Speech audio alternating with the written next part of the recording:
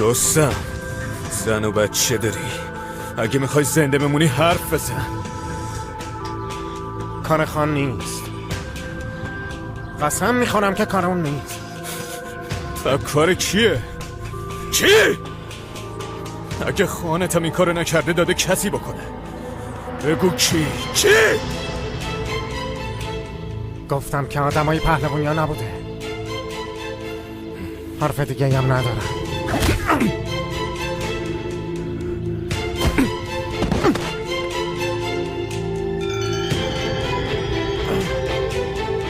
نه، حرف که واسه گفتن داری، ولی نمیخوای با زبون خوش به حرف بیای. فهمیدم.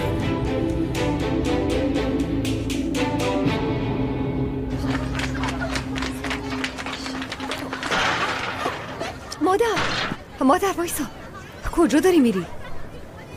مگه نگفتی دختر یه فکری واسه این کار بکن؟ دارم میرم ده پیش ننه دو بنویسه. برو تو خونه بودو. بیا مادر. وایسا دختر، داری منو میندازی. مادر عمر تیر خورده. عمر تیر خورده؟ آره، ما تا صبح بیمارستان بودیم. زنده است اما دراز به دراز افتاده مثل مرده. کاری نمیشه کرد، تقدیره دیگه. تو برای چی واسه عمر ناراحتی؟ ببین چی داره بهم میگه. من ناراحت نباشم کی باشه مادر؟ تازه همه چی داشت رو به راه میشد. دیروز عمر گفت من عروسی نمیکنم، گذاشت رفت. قریشا داشت پشت سرش داد و فریاد میکرد اگه بری اولاد من نیستی. حتی پشت سرش هم نگاه نکرد. گفتم دیگه قدیر عزیز کرده قریشا میشه، اما شانس ندارم که دوباره همه چی ریخ به هم دیگه. اونم شده مثل شوهر مقدس. والا چه میدونم، از تراکتور افتاد سرش خورد به سنگا، دراز به دراز افتاده همونجا. مادر حرف خیر بزن. من چی میگم تو چی میگی؟ من دارم میگم حالا دیگه وضعیت عوض شده. اگه بلایی سر قدیر بیاد چی؟ من چی کار کنم؟ حالا مری چی تو میخوای چی کار کنی ها؟ خب من بهت چی میگم؟ گوش نمی کنی که میگم حامله شو، بچه بذار که محکم کاری کنی. دست از این کمق بازی و بردار دختر. وقتی که قریشو بالای سر بچهشه برو پا بنداز رو پا، کیف کن واسه خودت. برای سرسلامتی و دستبوسی که میان امارت بدون خانم آقا بمونه. باشه مامان، پس من رفتم. برو به سلامت.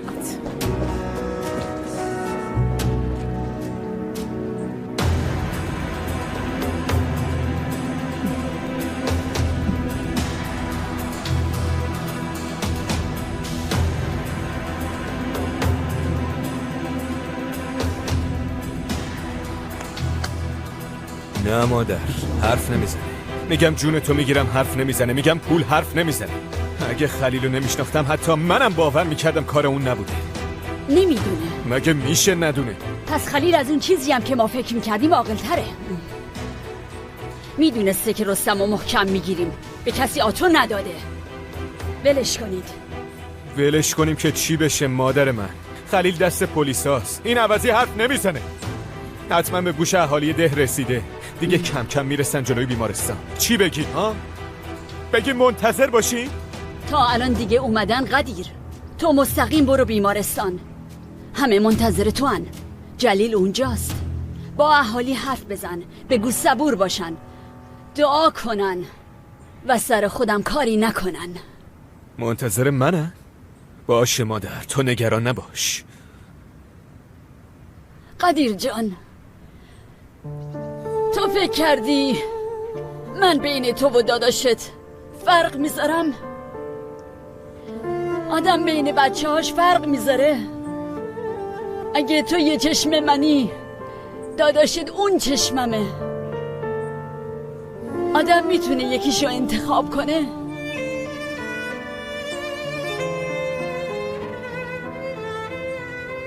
اون تو غربت بود، نتونستم مثل تو بغل خودم کنار خودم بزرگش کنم. مادر اینطوری حرف نزن. بذار حرف بزنم. دیشب ازم پرسیدی مادر من کی قراره پسر تو بشم؟ قلبم گرفت.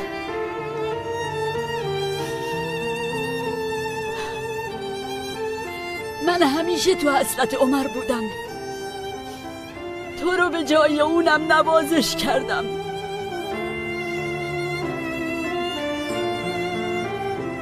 بو کردم، بوسیدم.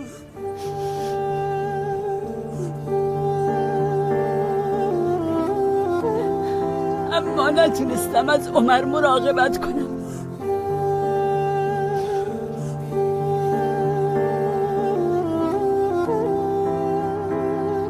برادرت خیلی عذاب کشیده، هنوزم داره میکشه.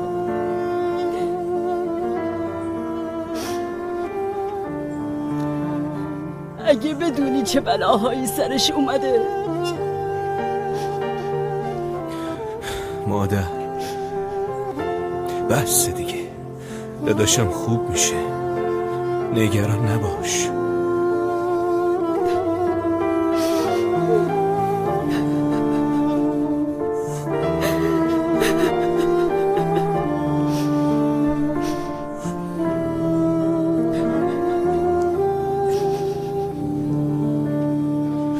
چشم خوردیم، چشم.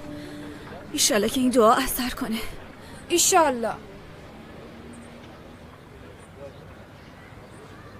دجله چی شده دختر؟ میگن داداشت به عمر تیر زده، حالا چی میشه؟ عروسی مروسی به هم میخوره؟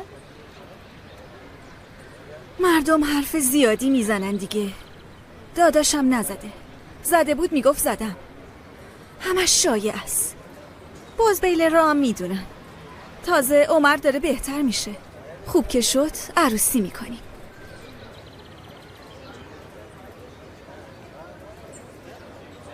این زیلان نیست، جاری تو میگم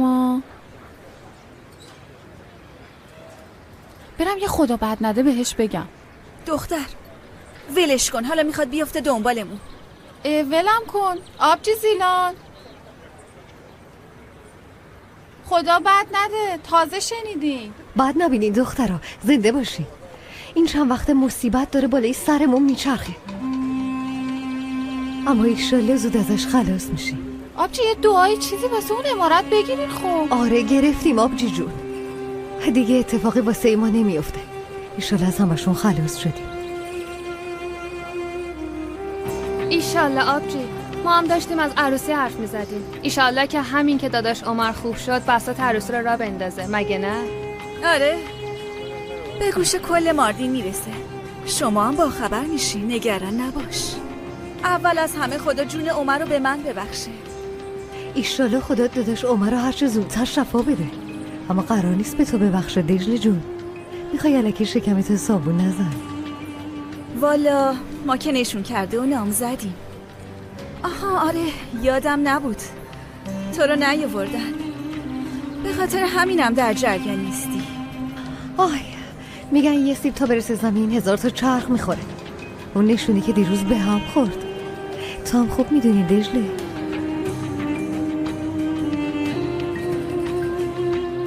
بلش کن، اصلا قصه نخور. ای وای الان یادم اومد، زنای ده میخواد بیان سرسلامتی. من برم که امارت بدون خانم آقا نمونه. خداحافظ آبجی. خداحافظ. دجله این زیلان چی میگه؟ هیچی بابا، چرت و پرت میگه.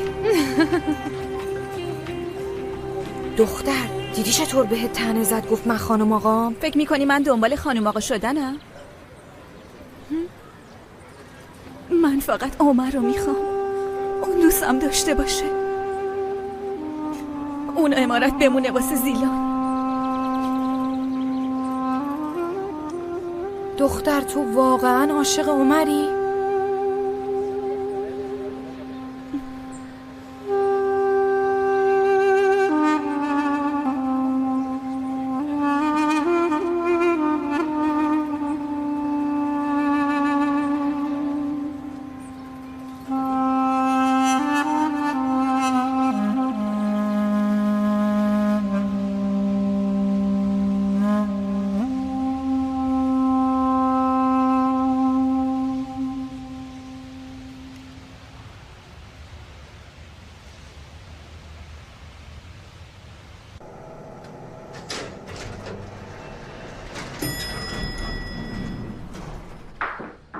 سلام.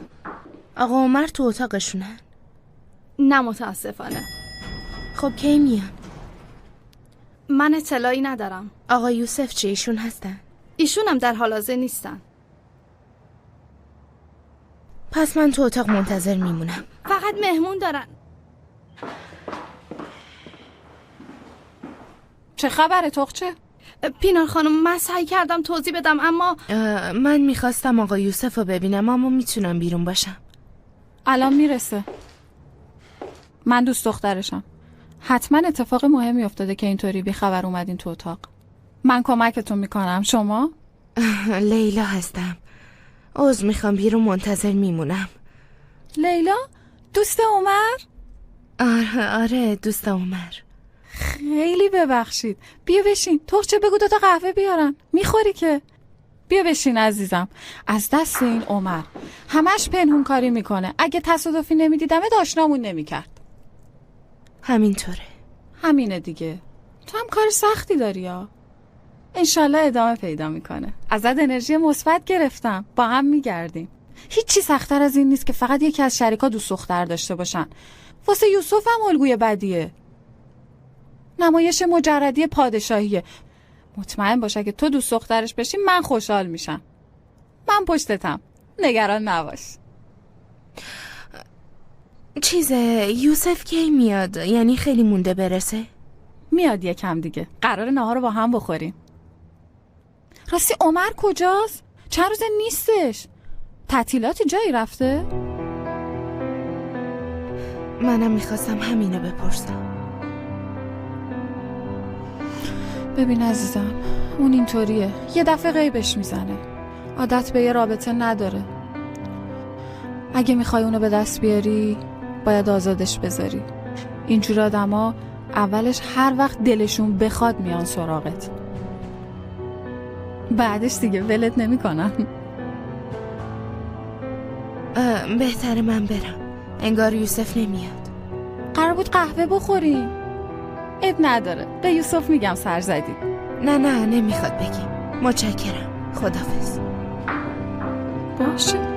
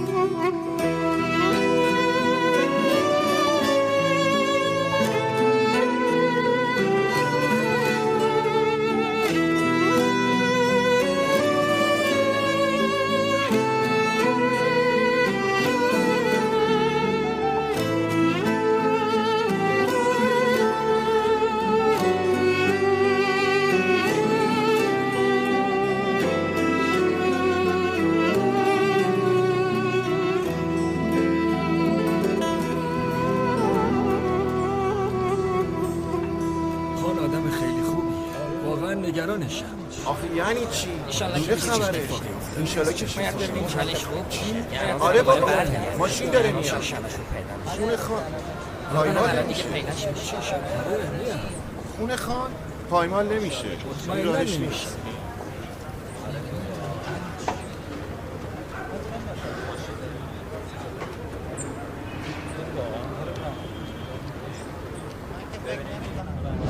دارن میان.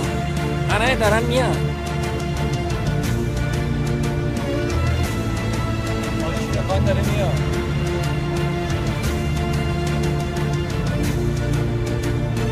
ماشین خدا کش کنار. خوش اومدی خان. خوش اومدی خان. حالا عمر خان چطور؟ خوش اومدی خان. حالا عمر خان چطور خان؟ زنده باشی. خوش اومدی خان. خوش اومدی. خیلی خوش اومدی. خوش اومدی.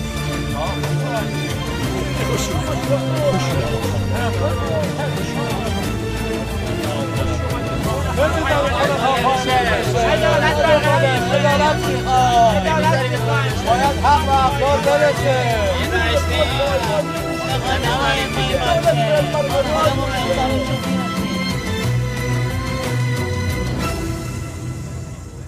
زنده باشی.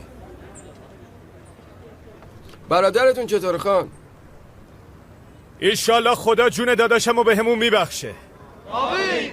ما دعا میکنیم شما ما رو از دعای خودتون محروم نکنید. آمین. معلومه کار پهلوونی هست خان. نمیذاری پولش پایمال بشه. انتقامشو میگیری. کار پهلوونی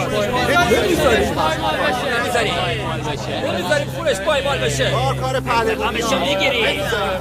نمیذاری انتقامشو میگیری.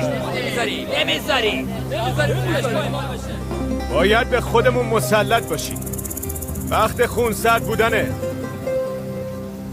همه از عدالت بزبیلرا خبر دارن.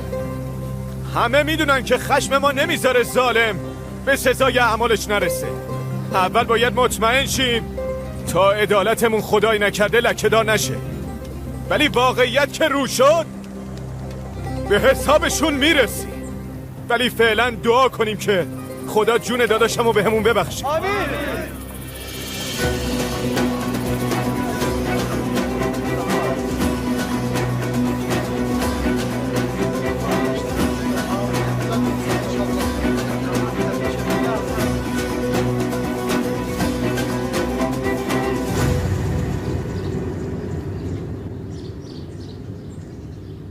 ایشالله که زودتر خوب بشه. ایشالله که دعاهامونم مورد قبول حق باشه. ایشالله که سرتون سلامت باشه. ممنون خانوما، سلامت باشی.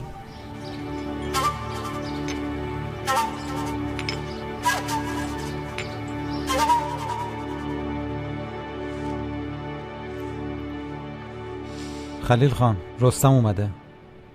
خوبه، بگو بیاد.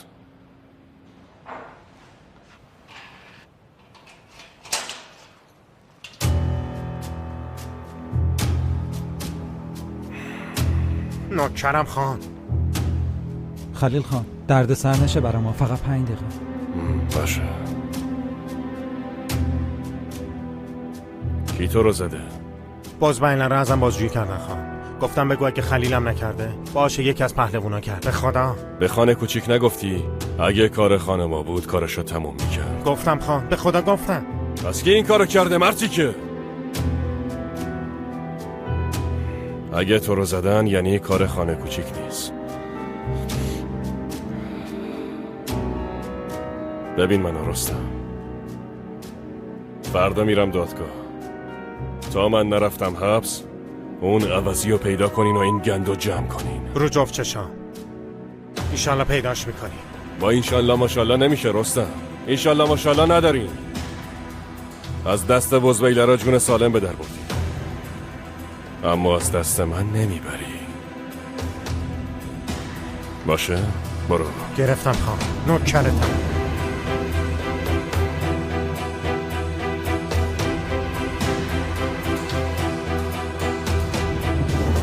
دختر، مگه چی میشه؟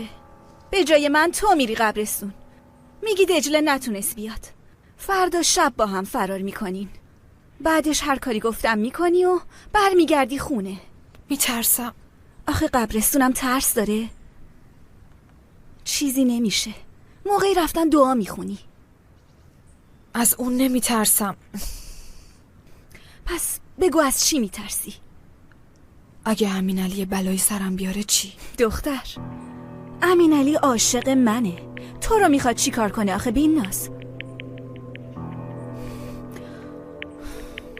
اگه آبروم بره و خونه نشین بشم چی؟ میگن ندید بدید افتاده دنبال پسره. تقصیر توی دیگه، فکر میکنن دنبال منه. خب چه بهتر. میگیم خودش پا شده اومده امارت.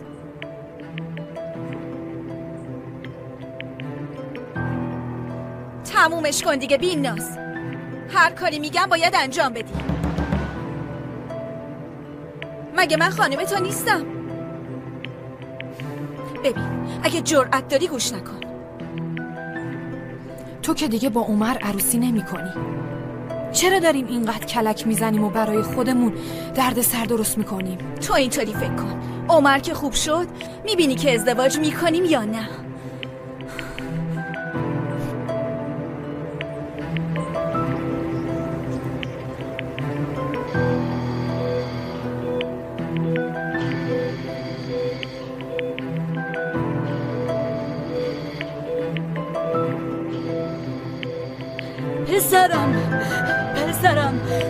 پسرم دکتر دکتر دکتر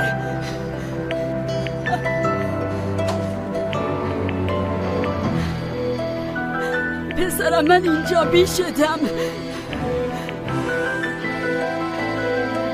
پسرم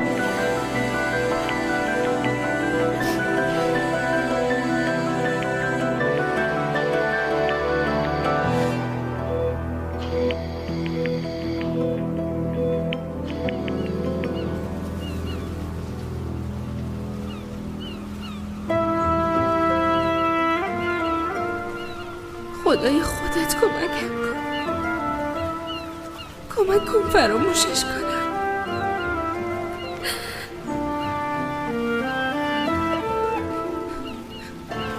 چی داری میگی لیلا؟ چیزی نمونده. دندون رو جگر بذار تا میتونی گریه کن.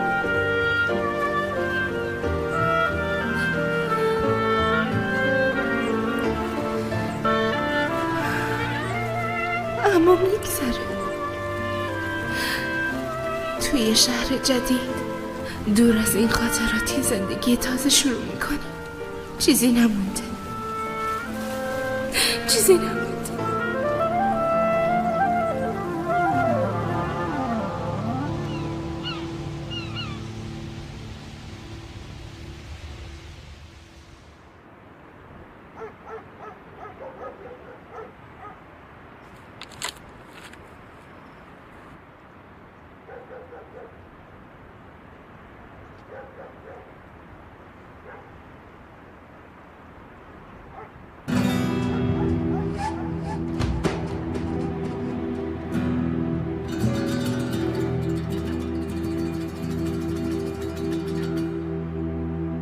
توی بین ناز؟ داری چی کار میکنی؟ دجله کجاست؟ خانمم نمیتونست بیاد. منو فرستاد خبر بدم. خانم آقا خیلی مریضه، نتونست بیاد. فردا منتظرش باش.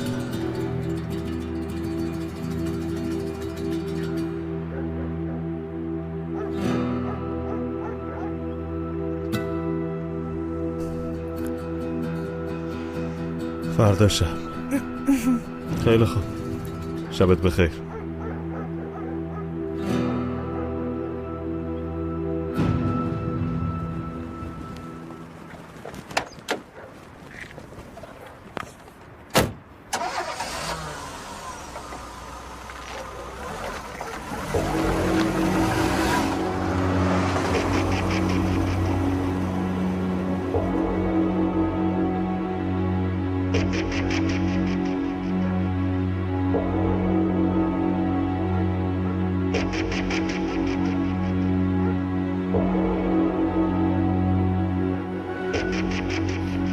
مادر، چای برات آوردم.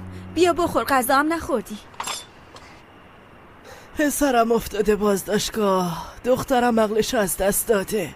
مگه از گلوی من چیزی پایین میره؟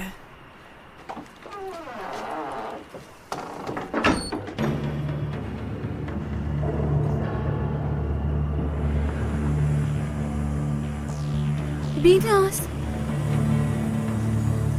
دخترم بیناز، چه بلایی سرت اومده؟ این چه وضعیه بیناز؟ داشتم بقیه غذاها رو میبردم محله پایین. برگشتنی اتفاق بدی افتاد.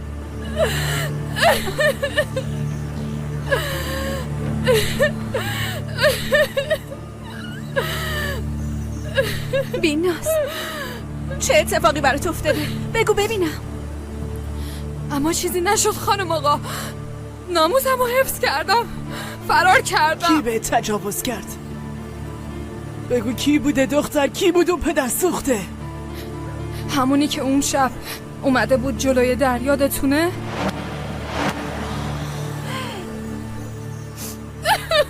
بیا بریم کلانتری، براشون تعریف میکنیم، پیداش میکنن، حسابش هم میرسن. بگیریم بشینی سر جاهاتون. شما ها میخواین حسابشو برسین؟ شما خودتونم نمیتونین جمع کنین. مگه چی میشه؟ اگه داداشم بشنوه بینازو زنده نمیذاره. ببین دختره هیچ تقصیری نداره، گناهی نکرده. تا داداشم نیومده اون مرتیکه رو بندازیم زندون. خدا چه بلایی داره سرمون میاد، همش راهمون میفته به کلانتری. عارف میبرتتون، الان بهش میگم. مادر، دختره زهر ترک شده، نمیذارم تنها بره. منم باهاش میرم، گناه داره. نمیترسه، تو دیگه برام کار درست نکن. ببین مادر، عارف زود میبره میارتمون، دیگه چه اشکالی داره منم برم؟ باشه خیلی خوب، برین. ببین چی میگم، نرین تو اون کلانتری که داداشت هستا، تا کسی ندیده و نشنیده برین و زود برگردین. بدو زود باشین. باشه مامان، تو نگران نباش. برین دیگه. بدو دیگه، را بیفت، بدو.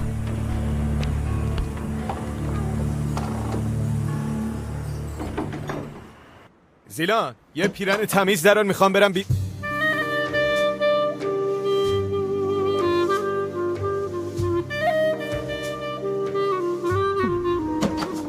میری قدیر جو، یکم نفس تازه کن.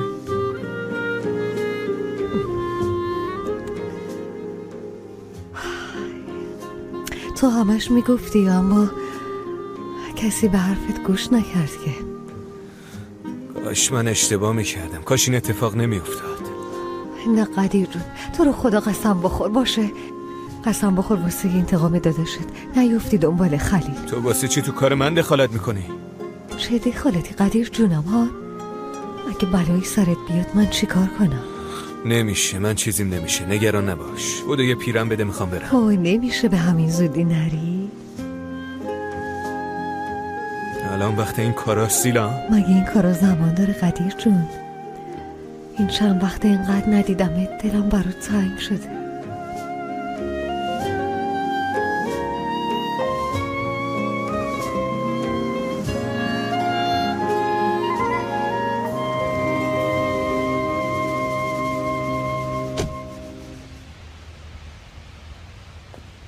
بابا به خدا به قرآن قسم من کاری نکردم، اشتباهی شده.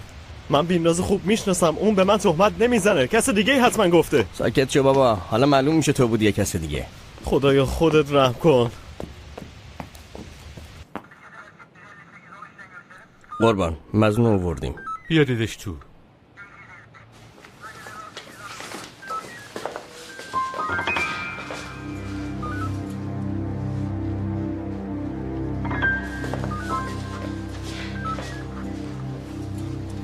ببینید قربان، به خدا من کاری نکردم، بی‌ناز به خدا اینا منو اشتباهی گرفتن. این بود که میخواست ناموست لکه دار کنه.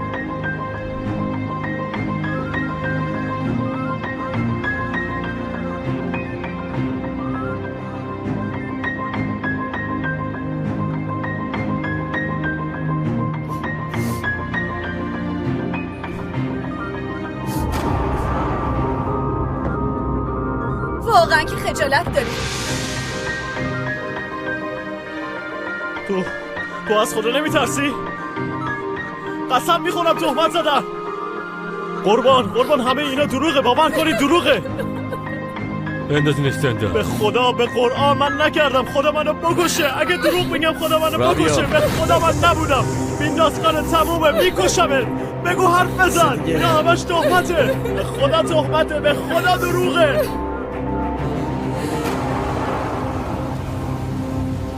خوش اومدی دخترم. لیلا توی حیاته. راستی سلیل این کاراشو کرده، داره میره ماردین. تو هم بهش بگو کار خوبی کردی، از این حرفا دیگه نگی من گفتم ها. باشه نمیگم. یه وقت خدایی نکرده اون کلاه برداره دوباره بهش زنگ میزنه، اون بره منم پشت سرش میرم. تو هم همون جایی دیگه نمیمونه خاله فضیلت جون، اصلا نگران نباش. ایشالله دخترم، ایشالله. تو برو من برات چایی دم کنم.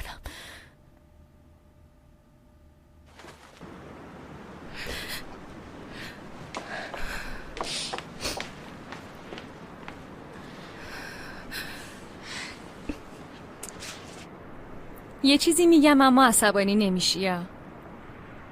اینقدر ناراحت هستم که عصبی نباشی. نگران نباش. خوب شد که داری میای. دروغ چرا؟ خوشحالم که اونجا دیگه تنها نمیمونم. زندگی چه بازیایی با آدم میکنه. به خاطر عمر از رفتن منصرف شده بودم. الان لحظه شماری میکنم برم که راحت تر فراموشش کنم. حتی جلوی خونمونو یادم میارم. این میز لعنتی، این رومیزی که به خاطر اون خریده بودم، این صندلی.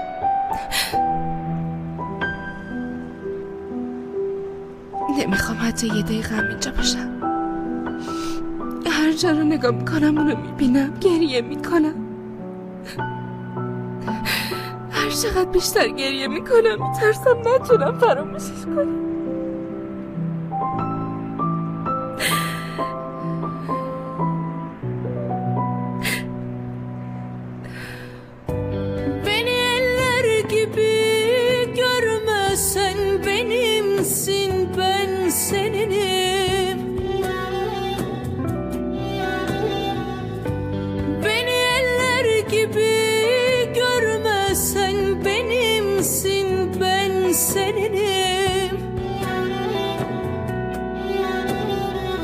Gel seni benden ayırma, gel seni benden ayırma. Sen benimsin, ben seninim.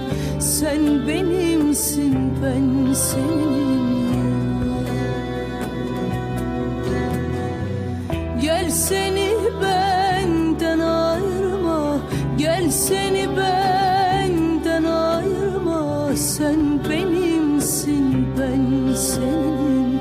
Sen benimsin, ben senin.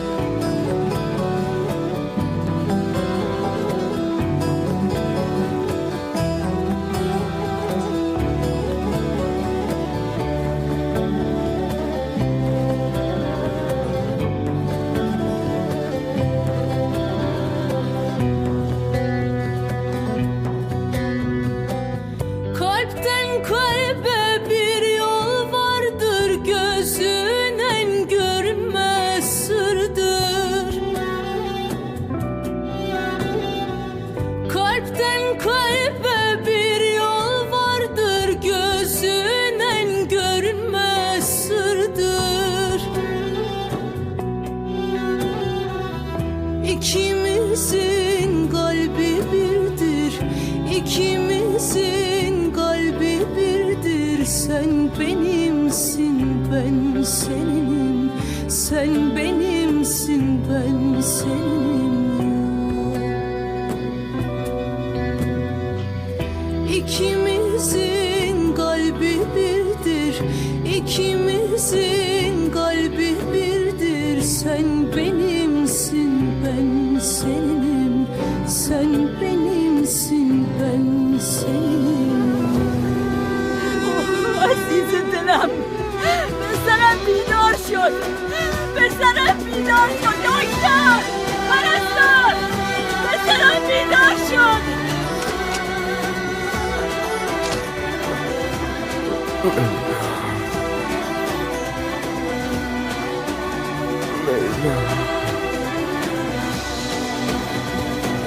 مادر بگی بخواب دیگه، صبح زود پرواز داری.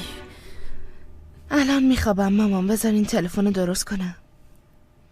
خط جدید خریدم، شمارش رو سیف کن. دخترم ایشالا اونجا حالتو بهتر میکنه، میبینی. برو سر کار، به محض اینکه خونه گرفتی منم میام پیشت. من که تو رو تنها نمیذارم. معلومه میای مامان جان، اونجا تنها نمیمونم. الان حالتون چطوره؟ احساس دردم میکنی؟ خیلی متشکرم. نه خیلی خوبه، فقط یکم سرم گیج میره. طبیعیه، 10 روزه که رو تختین. 10 روز؟ داری چی کار میکنی عزیزم؟ بگیر بخواب. خواهش میکنم آقای عمر، یه چند تا سوال ازتون میپرسم. میدونی چی شد؟ چرا تو بیمارستانی؟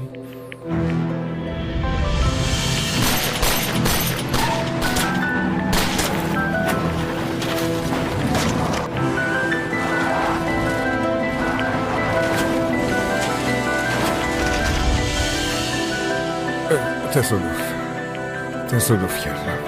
کجا بود؟ یادتونه؟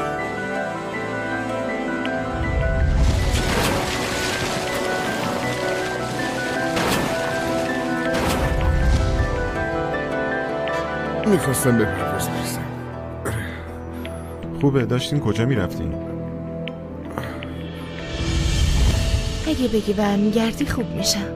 پس خوب باش، چون شب اونجا قول میدی؟ باید قول میدم. ساعت 9 میشدم. پس الان به مامان میگم. حتی اگه بگن دنیام به آخر رسیده، بازم نمیتونن جلوی منو بگیرن که شب پیشت نمیشم. استانبول. آره استانبول. مادر تلفن من کجاست؟ پسرم تلفن ندادن، حتما تو تصادف گم شده. مال خودتو بده مادر.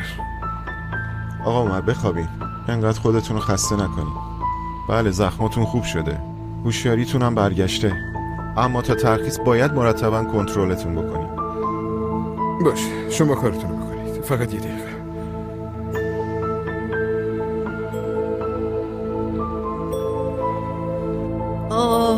تلفنت هم عوض کن، خونه جدید، کار جدید، همه چیز جدید. از خاطرات بد خلاص شو. کسی هم نیست زنگ بزنه. 10 روز گذشت، لازم نیست بترسی. این قضیه تموم شد.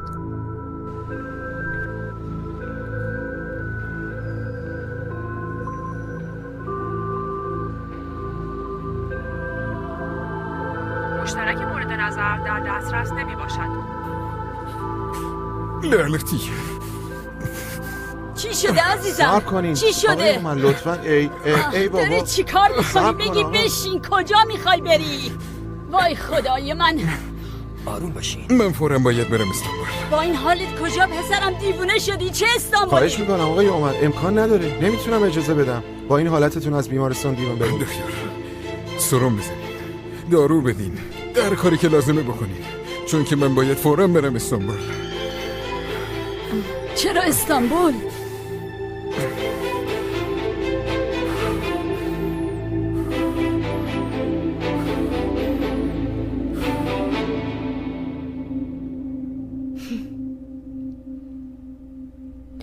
حالا دیگه تلفنی داری که منتظر نیستی زنگ بخوره.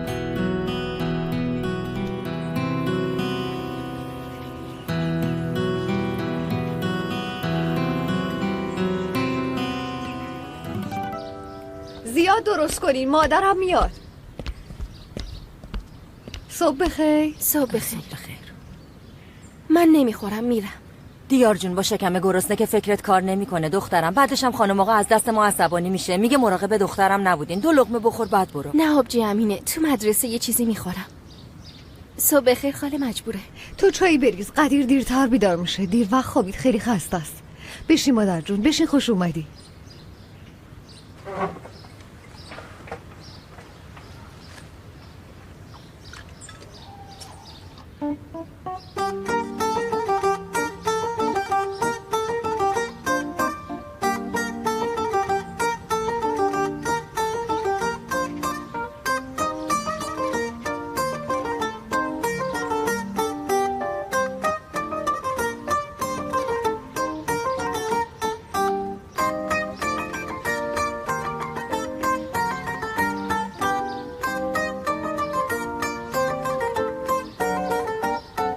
والا حق با تو بود مامان.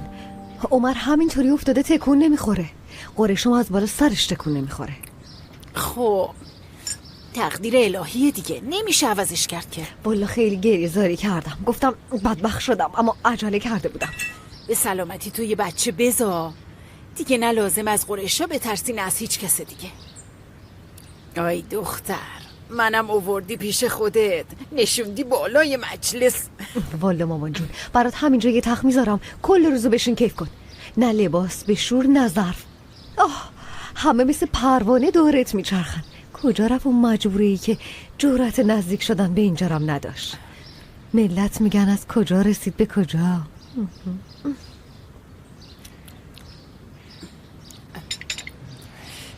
زهر مار بخوره انشالله. انگار داره به کلفتش دستور میده عوضی. غر نزن. چرا غر نزنم؟ چرا غر نزنم؟ میدونو خالی دیده داره واسه خودش خوب میتازونه. اوه الو. ها بفرمایید خانم آقا. باشه خانم آقا، من همین الان جلیلو میفرستم. خب چشممون روشن. آخیش خدایا شکرت. مژده بدین خان به هوش اومده. خانم آقام داره میاد امارت. خدا سایش از سر ما کم نکنه. خدایا شکرت.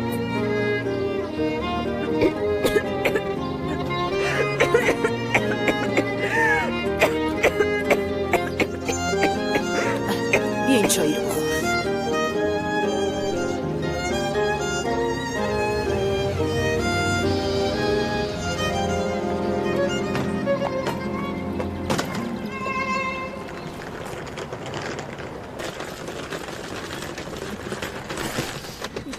رسیدی زنگ بزن مادر.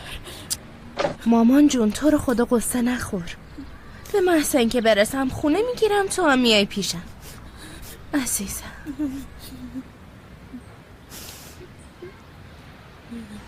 قصه نخور، فکرم پیشت میمونه مامان جان. باشه دخترم باشه. سفر بخیر.